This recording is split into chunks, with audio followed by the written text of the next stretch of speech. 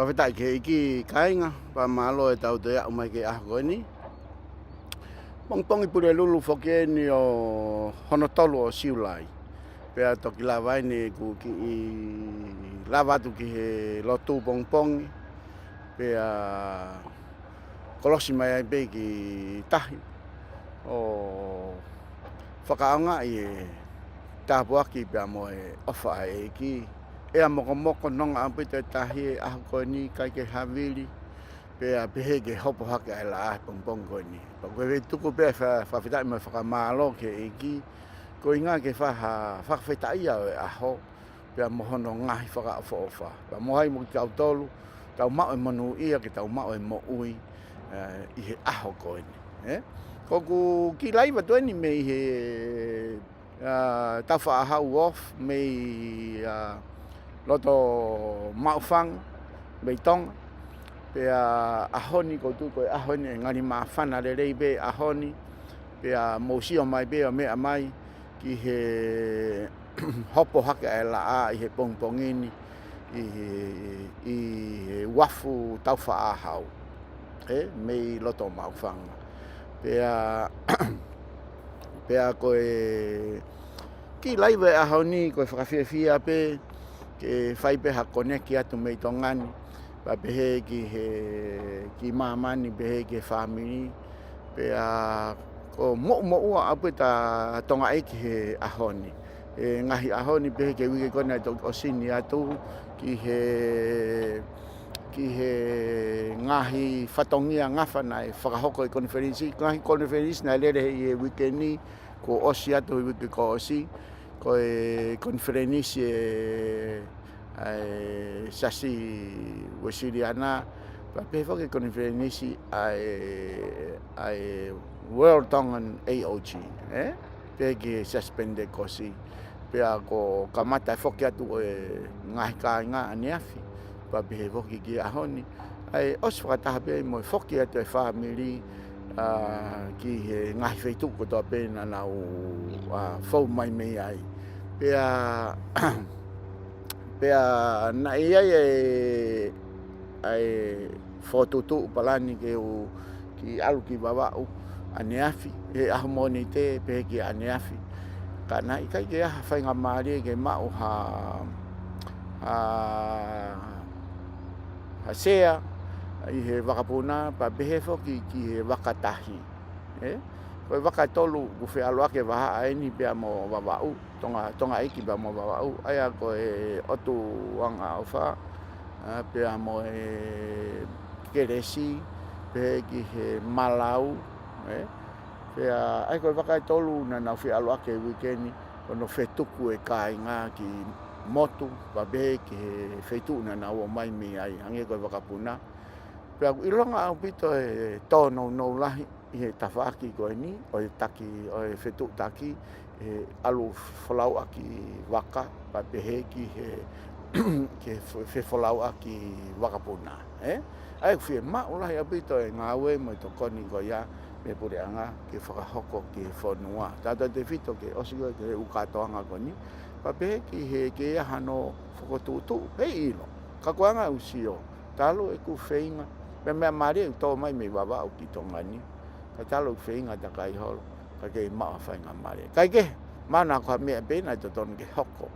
Ka koe tūnga ia ko koe o ahoni, koe mōsia atu pe ke hopo mai e la a ku tau i he tūnga whakafofa apito. Whakafofa apito tonga e ke ahoni, ta mo ngahi umea katoa pe. Pea koe ahoni te u kei wilo takai halo pe, kei sio whainga maari e pe, ko whampe ke ki puna ke wawao. Ha whainga maari e baka pau te aha waka e te hu waha aholo me e wholau waka. Te ulawa rewe te whainga pe na lawa ke watu ki wawao. Pau te whoki mai pe he weekend. Pau puna rewa he wika hau ki tonga. Kai ke ko tu me mana tong mau hawaka ia ha sea ki he monite. E lawa pe puna he monite puna whoki mai tu site. Kai ke he peke o toi ki whoki peke wawao ki sio ki ai pau toki hao. Ka koia, koe aho nia mei wafu tau whaahau, mei loto ma o whanga, tonga tapu. o ku iai he aho ni kai ke mo ko whakafofa apu e ta tonga ngai aho ni mo ua apu e ta tonga mo ala ta tawhito ki loto nu alofa he alu ake ai kakai kaha ki whainga maari e ku te toa ki loto nu alofa ko te whihia pia e tau gea o mai ki mauwhanga i ngahi haua si pa te tok whaia aia koe aho ni kei te avoiti au pito ai vi loholo i loto kolo tu ke ka pako te alpekita ewa kai te whamea ka pako te whainga whakawawawela whainga mea o ku efi apita loto kolo lele fok pa mo polokalama e wike hilala fa monu ia ka ki mautol ko to pe o ku kau he fe au hi e tak wike hilala pa pe he fok ki he tak mamata pe ofa pe ku mo hanga fatonga i ko ni ine whaka ofa pa mo whakatonga i lelei mo tapa ka o doa ku fai ka te ko ki tau tolu o ko fefia la ya apita e ku takai mai ki tonga e ki i he ku hao o mai ki ai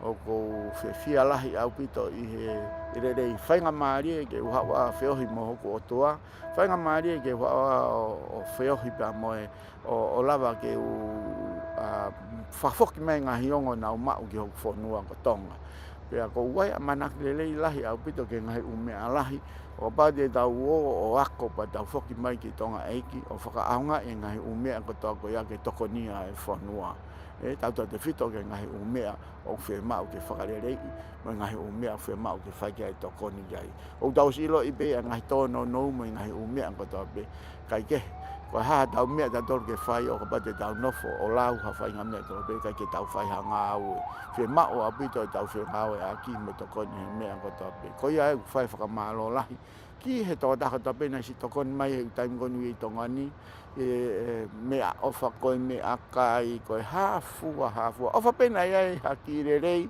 ofa pena ia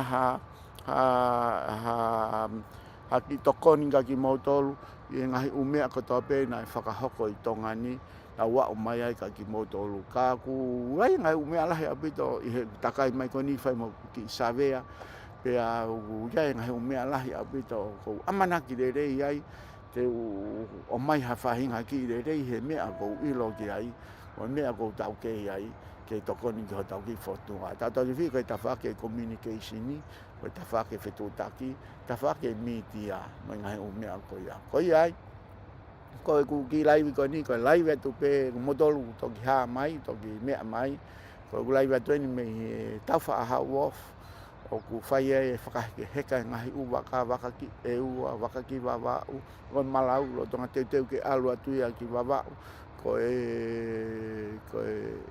takpo mana pe koe haka e waka koe hei lo ko ka no hingoa waka alu ki e ua o teu atu moe ke whalau ki e ua ku ke ilahi au pito e whetuktuku i holo e kakai e whoki atu moe kau koni wherenisi ki wawau pa pe ke ngai uwheitu ko toa pe ko hange koe lau whakaamo ke mau hau sea ke puna ki wawau pe sea ke heka waka ke toki takai o toki ewa ka whoki mai ka ku osi furi puke mea katoa pe kamata pe me wiko osi e u tau mai ki tonga ni pe kai te ai pe ke aha whainga maari ke mau ke iahi hasea ke toki ewa kai ke whangai rewa taim le rei koni ko iheni ai ke whahaki takatakai ki ewa ke tangata iki ki mala ewa ka to hangi ka de hu whahalawa tu ki he lotu mo mea lahi au pito ngai o mea ka koe aho nia be me he tafa ahau wof me loto nuka alofa me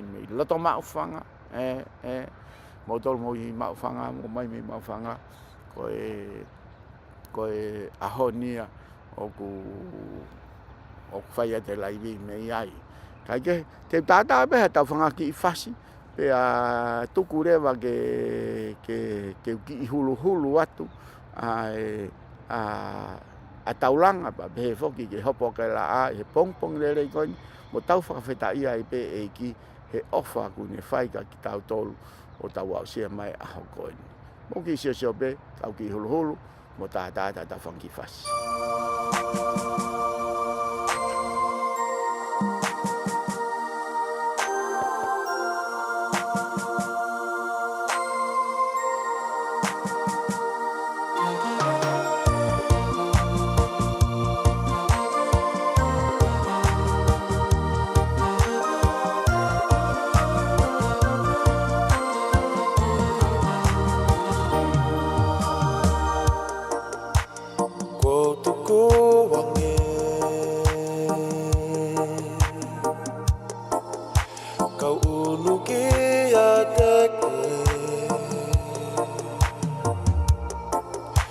O mui mui atu pe Koko e hoku kau me a whawhale Kou toa Ho whaka o who'wha I ka iha oa Ke uto e whakahoa Whai tokonia Ke wafi atu ki he awhia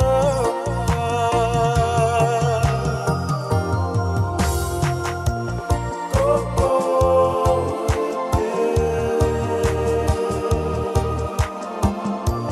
Sisu hoku o whaanga Koko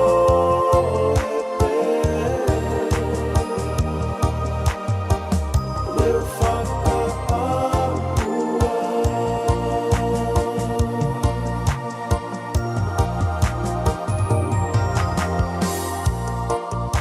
Sisu toko ni Sisu toko Ki he e kumo'oni Ke whai mo'oni Alo o whamai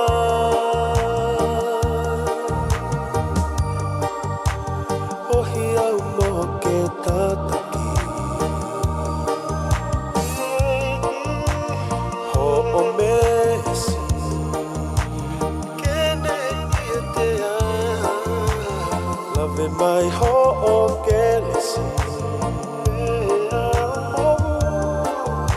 Foaki mai ha malahi Ke ufua hoku kolasi Ke uwhanonga O a usia a eternity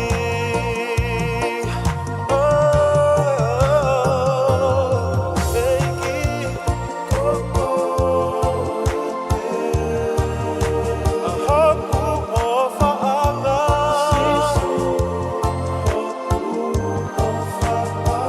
Sisu koko Horia hoku marie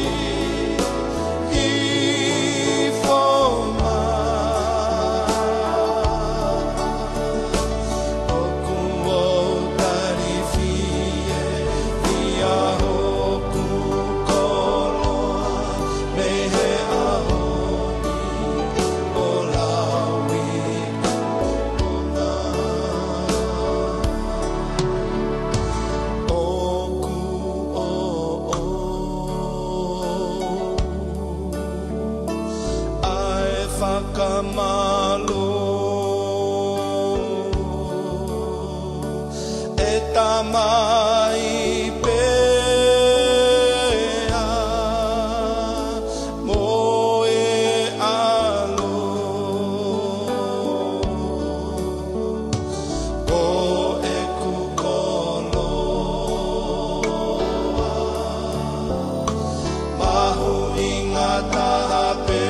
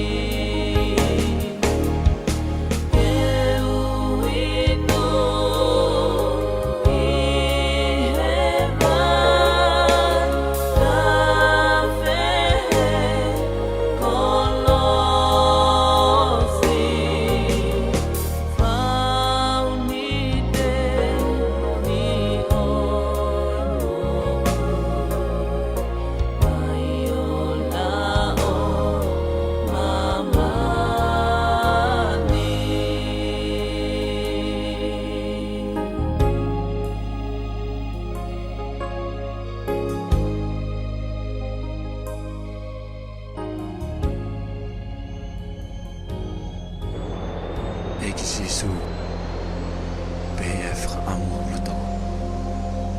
Ke holi o ku laumali e ke hawhiona. O ange koe holi e haini te. Ke ta whenga mai. Amen.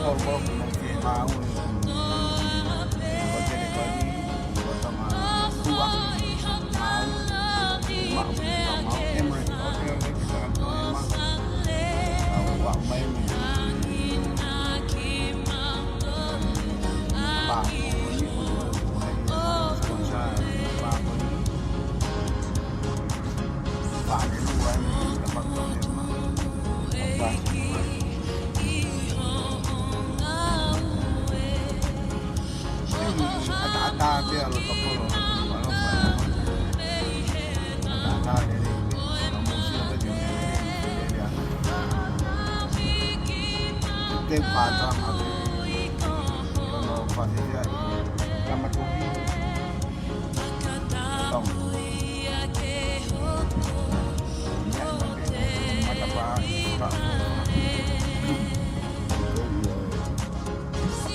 Dapat belum tahu.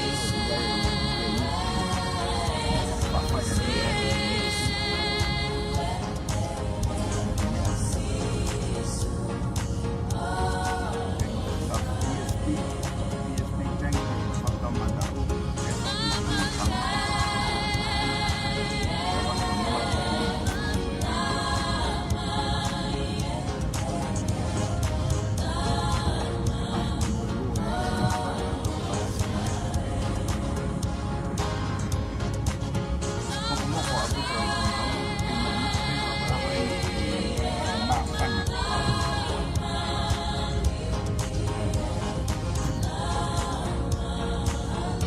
dia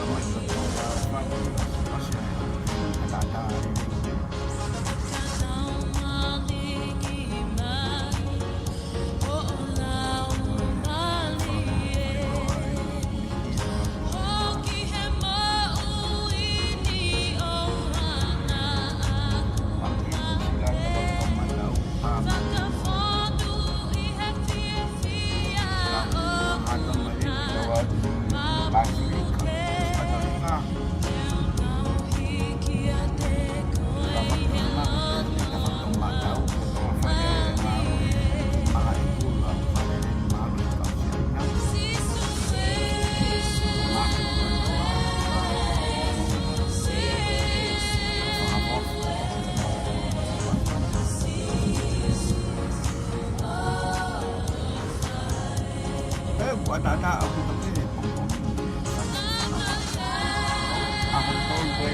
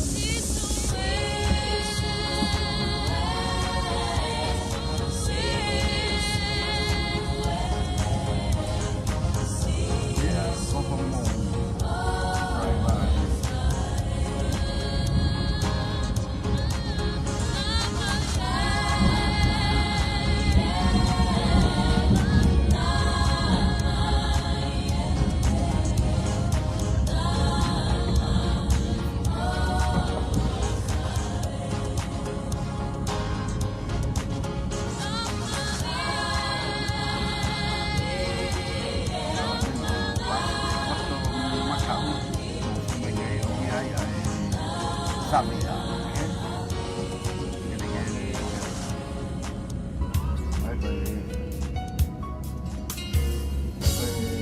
sentai ni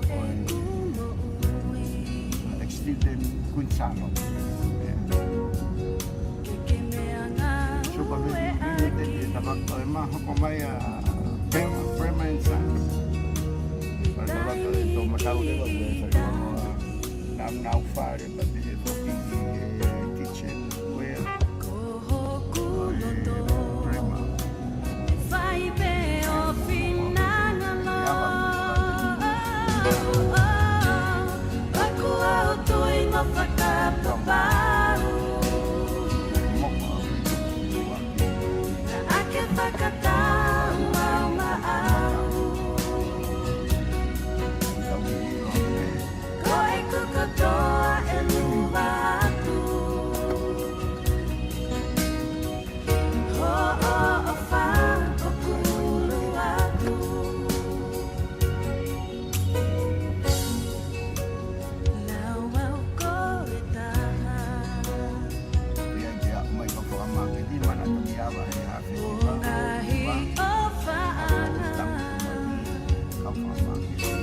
mga taon na 21.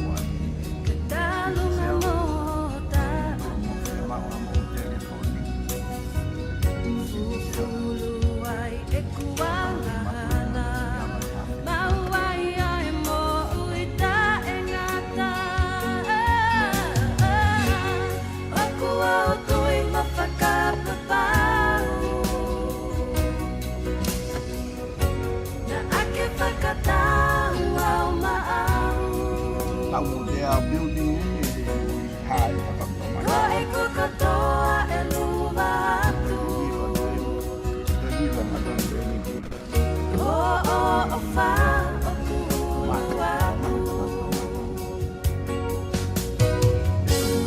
Aku au kui mapakapapau. Na ake whakatau au maau. Ko e kukatoa e luva atu. O fa o kulu atu. O fa o kulu atu. O fa o kulu atu.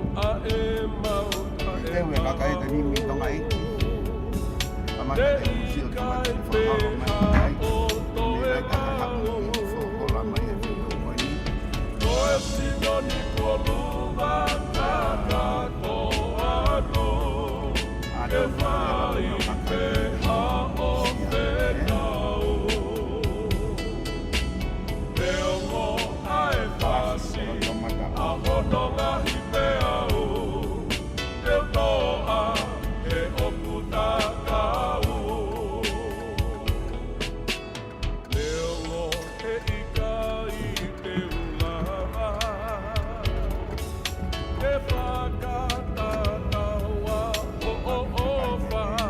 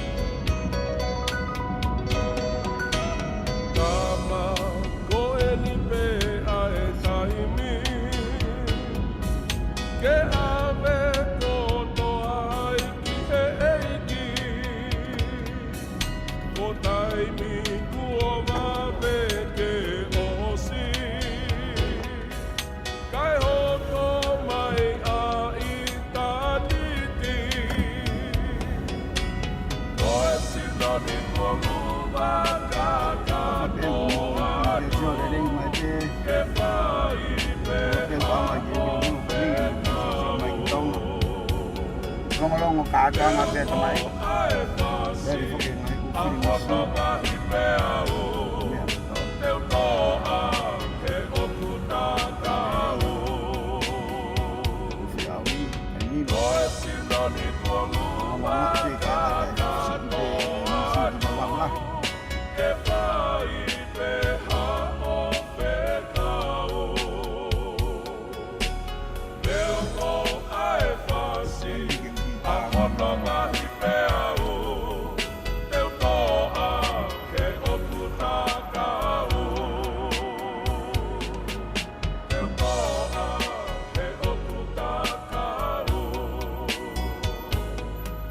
Teu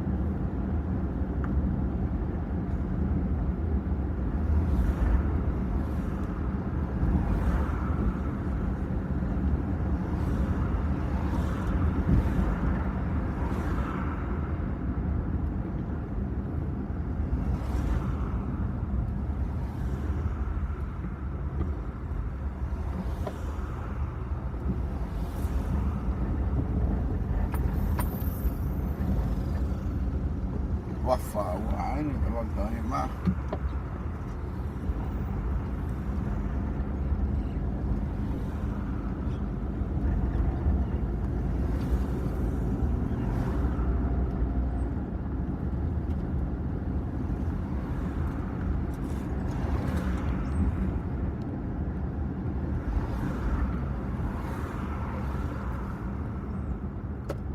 Nó chỉ bước cái này ta vẫn có mặt ta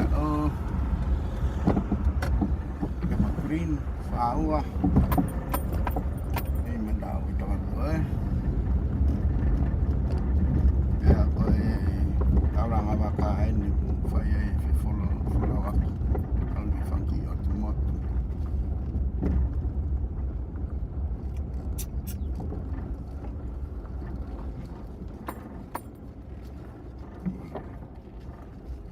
di pangai mod ngai feito ko yo